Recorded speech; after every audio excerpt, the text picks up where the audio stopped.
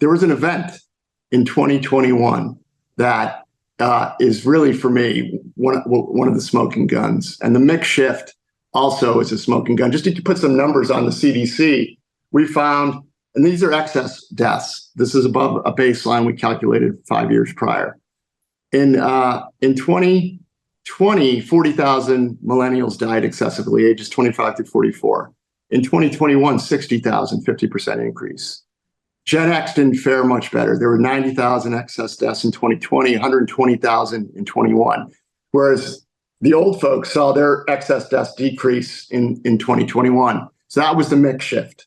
So there were about 500,000 excess deaths in 2020 and 500,000 in 2021 in the US. And there was a complete mix shift.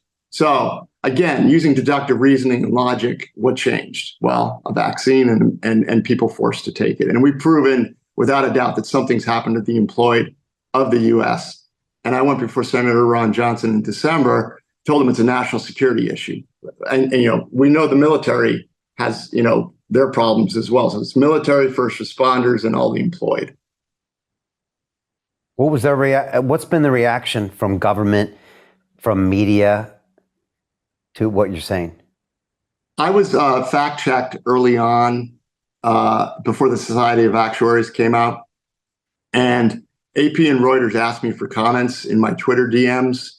I did not respond because we've learned that when you respond, they twist what you say, and they've already written their article. So I didn't respond, and they said that they fact-checked me, that I was not correct, and that their experts said so.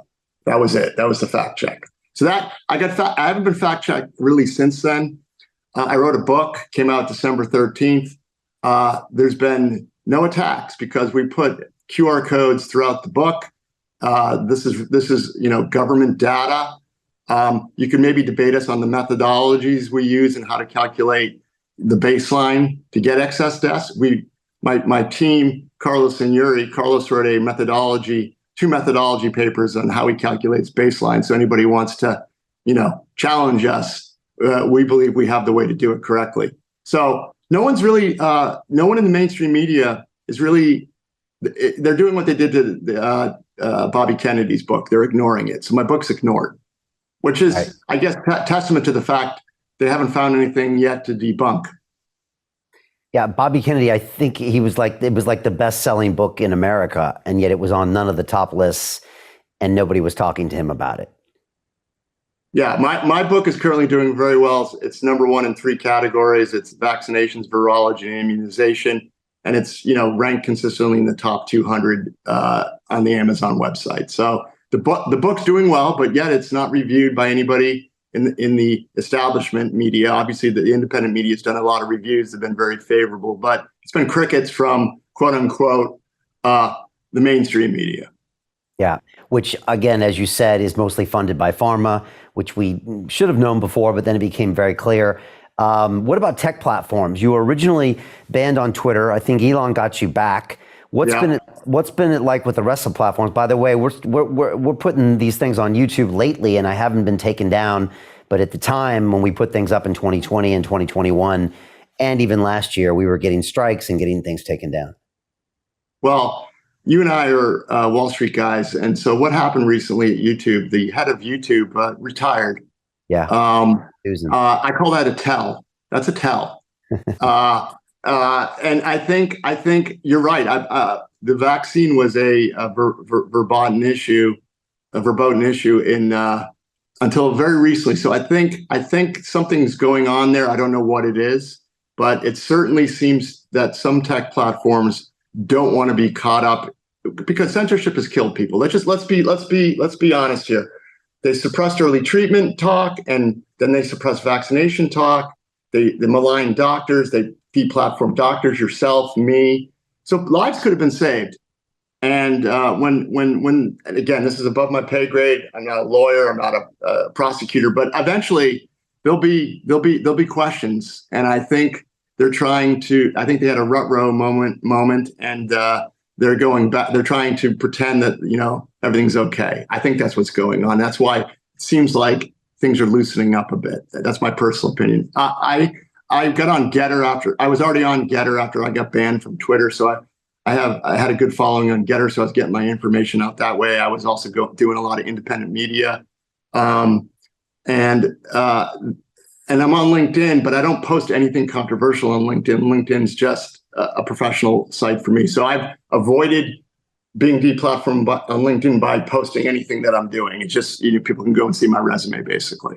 So Jim Rickards has just recorded a video that's not available to anyone in the public, and he's going to be talking about how this upcoming recession is going to be fast, it's going to be bloody, it's going to be nasty. But at the same time, he's going to show you how you can position yourself to profit from all of this chaos. Now, we've made this video only available to our viewers. Go to londonreal.tv/Jim. Watch that immediately. I can't say enough good things about Jim Rickards. He understands the global economic system better than any guest I've ever had on London Real. His predictions are almost uncannily true, and you can learn how to profit from his vision, from his expertise, and his understanding of economics. So go to londonreal.tv/Jim or click the link below. It's an excellent, excellent look on what's going to happen in the future and how you can position yourself to profit from that. Jim is one of the best in the business, one of my favorite guests on London Real, and he's very, very good at predicting the future and showing us all to profit from it. So click the link, and I hope you enjoy. The greedy bankers are about to do it again. In 2008, they crashed our financial system and nearly bankrupted the entire global economy. Then they received trillions of dollars in government bailouts. And after, they demanded fat bonuses paid for by you, the taxpayer. It turns out the banks haven't just been screwing the American taxpayers, they're also screwing over their investors. Turns out the banking industry is the worst place you could put your money, despite enormous taxpayer bailouts. Now the bankers are back to take away your financial freedom. They lie and tell you that cryptocurrency isn't safe. They try to make it illegal for you to choose how to invest your hard-earned money. They lie and say cryptocurrency is used by money launderers and criminals. But look at the record. It's the banks themselves that launder hundreds of billions of dollars every year to the biggest criminal operations in the world. Leaked documents have revealed how some UK banks have helped criminals, money launderers and Russians under sanctions. American authorities discovered that the Sinaloa cartel moved $881 million through HSBC accounts as bank officials turned a blind eye to the illegality. The bankers lie and say cryptocurrency is not a real investment. Meanwhile, the smartest CEOs in the world are buying billions and billions of it. The truth is that banks lie about cryptocurrency because it makes them scared. The banks take $9 trillion per year of your hard-earned money, and they are worried that they will finally be exposed. They're scared because crypto means they can no longer control your money, which means they can no longer control you. They are scared because you might actually understand your money and intelligently decide what to do with it. Now is the time for us to come together, fight back, and take control. It's time to educate ourselves, our families, and our communities. Because financial education means financial freedom. We know that cryptocurrencies will help us build the new decentralized financial system of the future. A banking system that is of the people, by the people, and for the people. A banking system where access to finance is a fundamental human right. A banking system that is free and fair and welcomes all humans on this earth.